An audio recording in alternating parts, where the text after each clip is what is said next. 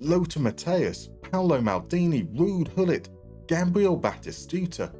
There were some damn fine players in the mid-90s, and thanks to the mad scientist's incredible 94-95 database, these are all players you can manage in Football Manager 24. But that's not how we do things here on this channel. Reputation means nothing, performance is everything. So let's go back in time and do a retro Moneyball clinic. The Mad Scientist's 94-95 database, linked in the description below, gives us the top 3 English leagues, the top 2 Italian leagues, and then the top league in each of France, Germany, Netherlands, Portugal, Scotland, and Turkey. I've also used FM Console's transfer embargo mod, which prevents transfers in the first season. I'll be simulating that first season and taking over one of the jobs that becomes available. History has irrevocably changed. Blackburn's fairy tale championship never happened. Zidane's Bordeaux are league winners. Juventus failed to put an end to Capello's Serie A dominance. We'll be taking over at Arsenal. Their 7th place finish was an improvement on real life, but not enough to spare George Graham the sack. David Seaman, Tony Adams, Ian Wright were all great players, but a squad that needs significant minutes from Steve Morrow and Mark Flatts is a squad that needs an overhaul. So let's do that. We'll assess the squad's performance during the simulation and work out who we can build around and who's for the chopping block.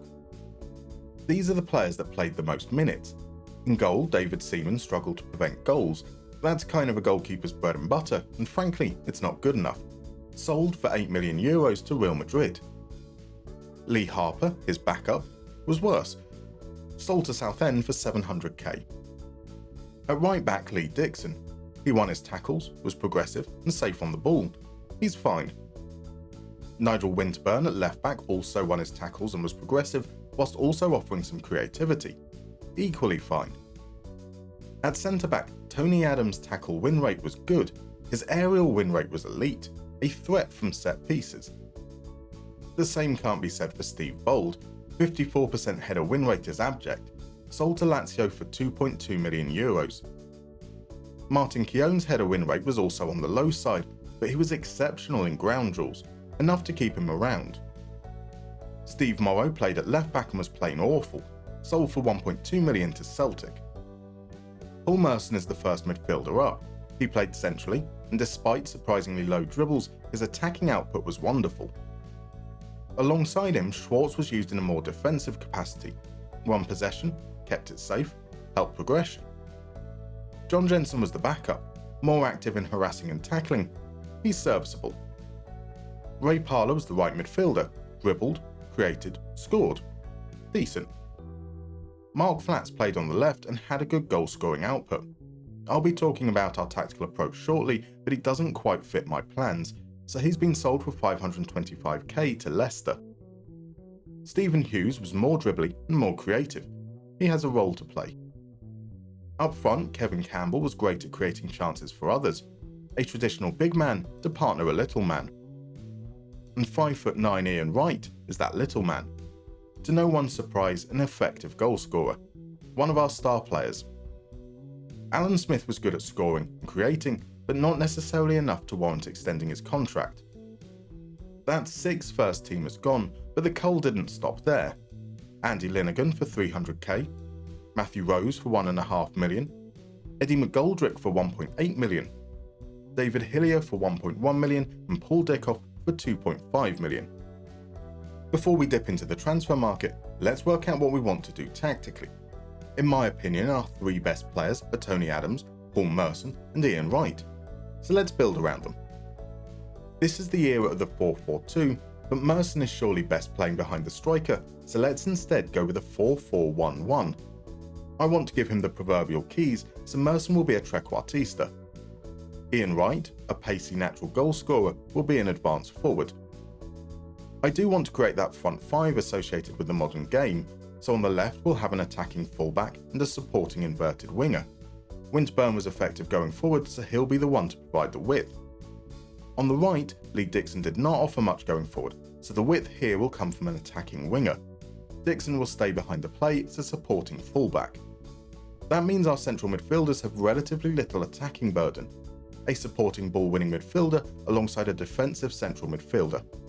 a harasser, and a sweeper. Our central defenders are just that, central defenders. No need to be fancy, no need to panic. Behind them, a bog standard goalkeeper. This is partly because Tony Adams is slow. There will be no high lines here. That doesn't mean we need to drop deep though. Teams rarely want to play a low line, it is more of a byproduct of being hemmed in by the opposition. We want to be compact, but we want to keep the opposition away from our goal. What we do want, however, for that compactness, is a low line of engagement. Our defensive work will happen in our defensive half. We'll press more often when they get into it. We'll even step up more. We'll trap outside and invite crosses to keep ourselves narrow. In transition, we always counter. Actually, we won't. The super aggressive, always counter-pressing approach wasn't really prevalent in the Premier League back then. It wasn't completely absent, just not as well coordinated. Subsequently, we're not looking to regroup either. Players will be allowed to decide for themselves what is appropriate. We will counter, however. The low block should create plenty of space in behind for us to be aggressive here. In possession, we'll play fairly narrow. The trequartista is in the middle. We want to prioritise playing the ball in central areas. We'll go with a positive mentality as we want to be on the front foot. And that's it. No player instructions, minimal in possession and in transition instructions. As always, this is merely a shell, a basic foundation of a tactic to serve as the starting point. Here is how our squad planner looks. Merson in a more advanced position with Hughes as his backup. Jensen as the starter alongside Schwartz. We need goalkeepers, wingers and defensive depth. To do this, we have a ridiculous budget, €62.5 million and 173k per week. But let's talk about that a little more. FM24 was not designed with mid-90s finances in mind. The disparity between modern wages and wages back then means every contract negotiation, whether that's a transfer or extension, results in a significant pay rise. We can't realistically gauge value here, so I won't. As for the transfer budget, our goal will be to make a net profit. We've raised €21 million with our outgoings in game, so anything under that is the aim. Now, there will be some players who will be available on a free transfer that weren't in real life. In those cases, we will assign the value they move for in real life according to transfermarket.com. Let's get to it. Goalkeepers, really simple here. Their job is to make saves, so I'm looking for keepers with a positive XG prevented. Bernard Lama 0.16 makes him a standout here, but PSG are adamant he's not for sale. Ross do not far behind, but dearer than I'd like. My choice is Shaka Hislop. Available on a free, we'll assign a value of €2.2 million. He'll be backed up by Birmingham's Ian Bennett, signed for 800k. At left back, I want a player who can win tackles and create chances. 80% tackle win rate, 0.20 expected assists, and 15% open play cross completion ratio. Everton's Andy Hinchcliffe and Espanyol's Arteaga are great candidates here, but both are expensive and we're not necessarily looking for a starter. I prefer Como's Mario Manzo and his 88% tackle win rate. I also prefer his 625k price tag. At centre back, I want someone to win their duels, preferably capable with their left foot. I'm looking for 80% tackle win rate and 75% header win rate. Carl Tyler fits the bill, but his possession loss metrics scare me. Lorenzo Dana looks good, but it turns out he mainly played at left back. Winston Bogarde is our man. Ajax Winston Bogarde, that is. Not the Chelsea version, I hope. 3 million is not cheap, but not unreasonable. 700k is cheap though, and that's how much Dean Richards costs. I wasn't necessarily going to double dip here, but he's been sensational in League 2 and can come in as a developmental option. Talking of developmental options, I'd also like another central midfielder to compete with Ian Selly as the backup. 77% tackle win rate, 12 pressures attempted.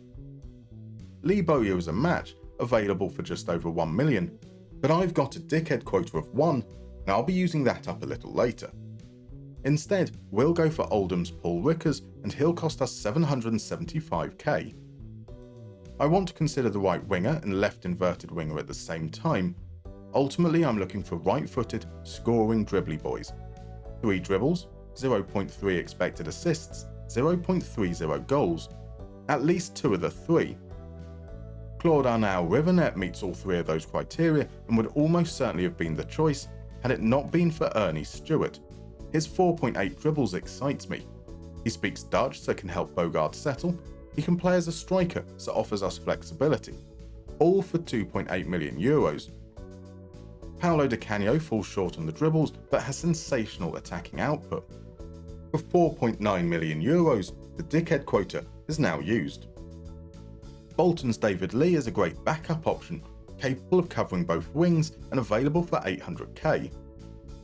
And that concludes our business. 9 players for €16.7 million, a net profit of €4.3 million. Which gives us a squad planner looking something like this. Flexibility is key. If Merson is unavailable, Di Canio can play behind the striker, Lee can come in as the inverted winger.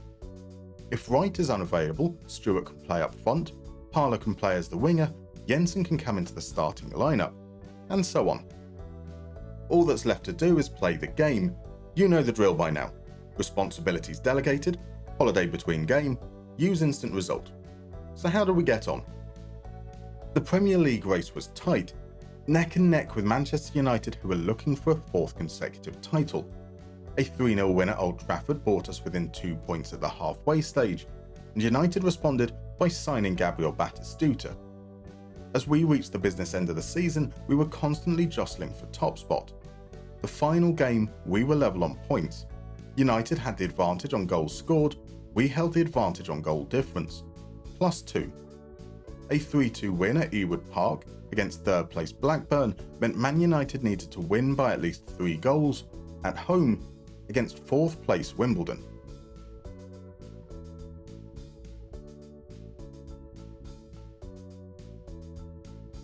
(6-1). It was an absolute rout. United flipped the goal difference and secured their 4th title in a row. In the last episode with Roma, we won with a points tally that wouldn't be enough most years. It appears karma has reared its ugly head. This was a season of falling short. Defeat to Chelsea in the Coca-Cola Cup final. Defeat to Schalke in the Cup Winners' Cup semi-final. Revenge in the FA Cup final. A game we finished without a goalkeeper as Hislop got injured after all our subs were made. In fact, let's start with Hislop as we assess the signings. He prevented goals, that's what he was here to do. As did Bennett, who was used in early rounds of cup competitions. Bogaard was signed to win his duels, which he did, and popped up with an occasional goal. Dean Richards struggled in the air, but was outstanding in his tackles. Mario Manzo was outstanding in his tackles too. He carried on his Como form, providing creativity and relief.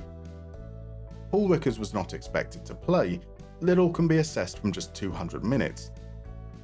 Ernie Stewart's season was plagued with injuries, but he did what he was signed to do: dribble, create, score. David Lee's output was pretty similar, just a little less. Paolo Di Canio was the most prolific of the 3, but I did expect more for the outlay. And one of the 3 players we identified as our core, while Tony Adams was solid in his duels and an absolute menace at set pieces. Ian Wright scored more than 1 goal per 90, a total of 41 in all competitions, and finishing as the Premier League's top goal scorer. Paul Merson is the greatest player in the world. 38 goals, 24 assists. Obscene. We might have fallen short, but that was fun. Players like Manzo, Stewart and Lee aren't exactly heralded as stars of their era, and certainly wouldn't have been the players I expected us to sign before this whole thing started. Of course, the real joy of retro databases is in managing those superstars, so that's what I've done in the Director's Cut, available over on Patreon. If that sounds like something you'd be interested in, head on over to the link in the description below, and see you next time.